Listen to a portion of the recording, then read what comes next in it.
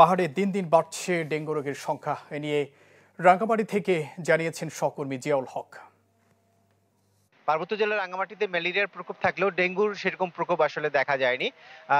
সারা দেশে যেভাবে ডেঙ্গু রোগীর শনাক্ত হচ্ছে বা আক্রান্ত রোগী পাওয়া যাচ্ছে, সেই রকম রাঙ্গামাটিতে এখন পর্যন্ত প্রকোপ আকার ধারণ করেনি। তবে রাঙ্গামাটি যে সিভিল সার্জন অফিসের সূত্র থেকে আমরা জানতে পেরেছি, গত জানুয়ারি থেকে এই আগস্টের ১৪ তারিখ পর্যন্ত প্রায় ৫৩ জন রোগী শনাক্ত হয়েছে।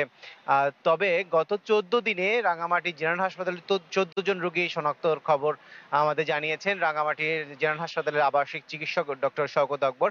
তিনি যেটি বলছেন যে গত মাসের তুলনায় এই মাসে রোগীর সংখ্যা বেশি পাওয়া যাচ্ছে।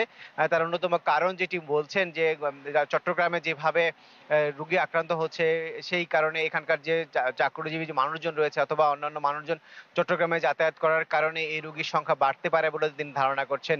এবং এই সংখ্যা শুধু জেলা সদরেই নয়, উপজেলাগুলোতেও এই রোগীর সংখ্যা বাড়ছে বলে সিভিল সার্জন অফিস থেকে আমাদের জানানো হয়েছে। বলছেন যে জানুয়ারি, ফেব্রুয়ারি, মার্চ, এপ্রিল, মে, জুন পর্যন্ত আসলে রোগী সেভাবে পাওয়া না গেলেও জুলাই থেকে আগস্ট পর্যন্ত রোগীর সংখ্যা বেড়ে যাচ্ছে।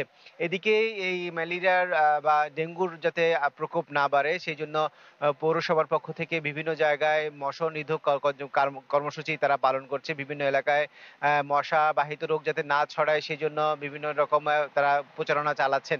এবং বিশেষ করে যেসব জায়গাগুলোতে পানি জমে থাকে, সেখানেও মানুষকে সচেতনতার জন্য পৌরসভা কাজ করে যাচ্ছেন। এছাড়াও সিভিল সার্জন এবং যে রাঙ্গামাটি জেনারেল হাসপাতালের আবাসিক চিকিৎসক শওকত আকবর যেটি বলছেন, সচেতনতার কোনো বিকল্প নেই। সেজন্য স্থানীয় মানুষকে সচেতন হতে হবে এবং মশারি টাঙিয়ে ঘুমানোর জন্য পরামর্শ দিচ্ছেন। এবং রাঙ্গামাটি জেনারেল হাসপাতালে যেসব রোগী ভর্তি আছেন, তারা সবাই সুস্থ হয়ে রোগী বাড়ি ফিরেছেন বলে তারা জানিয়েছেন। এবং যে সিভিল সার্জন অফিস থেকে বলা হচ্ছে যে যাতে বাসা বাড়িতে কোনো ধরনের মশা জন্মাতে পারে বা এই মশাবাহিত রোগ সৃষ্টি হতে পারে, সেই সব স্থানগুলোতে ধ্বংস করে এবং অবশ্যই যাতে মশা টাঙিয়ে ঘুমান, সেই বিষয়ে পরামর্শ দিয়েছেন।